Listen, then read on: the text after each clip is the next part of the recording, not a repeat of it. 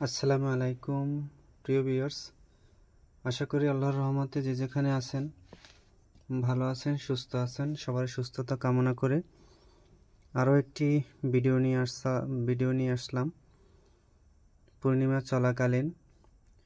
আজকে দিনটাও খুব ভালো। আর এই ভিডিওটা হলো ভোমরা চালান।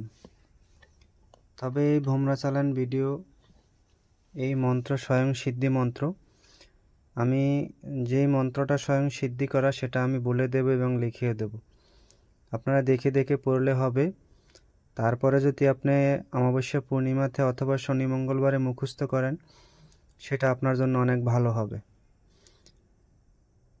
আর এই ভিডিওটার মাধ্যমে আপনি আপনার পরম শত্রুকে চোখ অন্ধ করে দিতে পারবেন, তার মারাত্মক ক্ষতি করতে পারবেন। তবে সবার কাছে একটা অনুরোধ, সেটা হলো অনার্থক কোনো মানুষের উপরে একটু তর্ক হয়েছে, সেই তর্কের কারণে কাউকে ক্ষতি করা যাবে না।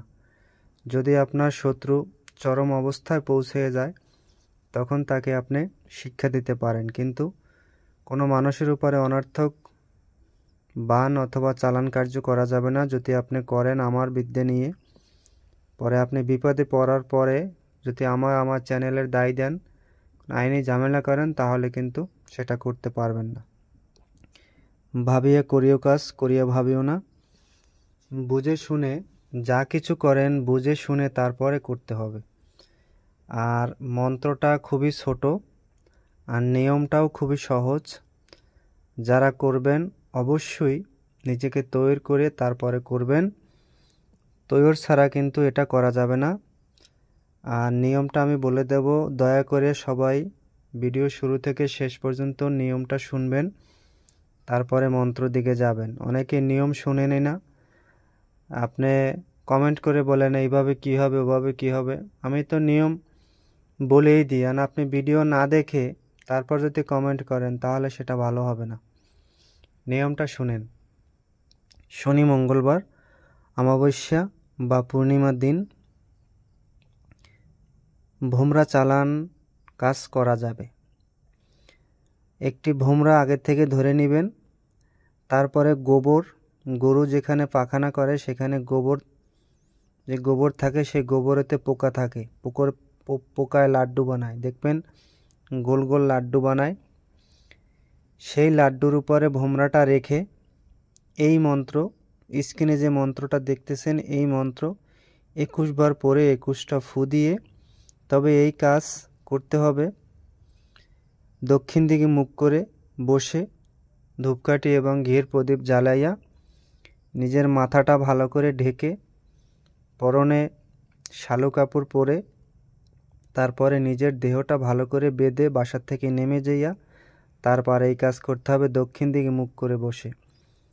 যে কোনো চালান কার্য দক্ষিণ দিকে মুখ করে করতে হবে, বান কার্য, চালান কার্য দক্ষিণ দিকে মুখ করে বসে করতে হয়। এভাবে আপনি যদি করেন, ভোমরাটা তখন খালি মাঠে ছেড়ে দেন, তখন আপনার শত্রু, আপনার পরম শত্রু যে, তার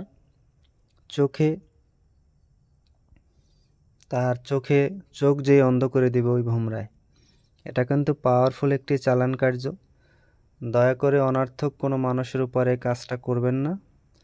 আপনি খালি মাঠের দিকে, শ্মশানে বসে অথবা খালি মাঠে বসে, আপনি যেখান থেকে ভোমরাটা ছাড়তে পারবেন সেরকম মাঠে বসে এই কাজ করবেন। ওই শত্রুর চোখ অন্ধ করে দিবে। গোবরের লাড্ডু আর ভোমরা দক্ষিণ দিকে রেখে মন্ত্র পরে খালি মাঠে ছেড়ে দিতে হবে, তাহলেই চালান হয়ে যাবে। এই চালান করার আগে আপনি গুরুমন্ত্র নিম্নে 10 মালা জপ করবেন, পিতামাতাকে স্মরণ করবেন। অবশ্যই শ্রদ্ধা রেখে, ভক্তি রেখে এই চালান কার্য করতে হবে। যদি আপনি মুসলিম হন, কোনো জায়গার থেকে আপনি দীক্ষা না নিয়েছেন, তাহলে আপনি দুরূদ শরীফ পাঠ করবেন নিম্নে 108 বার, তারপরে চালান কার্য করবেন। আর যদি আপনি দীক্ষা নিয়ে থাকেন, তাহলে গুরুমন্ত্র জপ করতেই হবে, কিন্তু বাধ্যতামূলক গুরুমন্ত্র জপ না করলে কিন্তু আপনার মন্ত্রের পাওয়ার বাড়বে না। সবাই ভালো থাকবেন, সুস্থ থাকবেন। আর এই ভোমরা চালান, এটা আমার পরীক্ষিত, কোনো অনর্থক কোনো মানুষের উপর এটা করবেন না। শত্রু সীমা লঙ্ঘন করলে একেবারে আপনাকে চরম পর্যায়ে পৌঁছে দিলে তাকে এটা চালান দিতে পারেন শিক্ষা দেওয়ার জন্য। সবাই ভালো থাকবেন, সুস্থ থাকবেন। সবার সুস্বাস্থ্য কামনা করে আজ এই পর্যন্তই। আবার ভিডিও নিয়ে আসবো, ততক্ষণ সবাই ভালো থাকেন। আসসালামু আলাইকুম।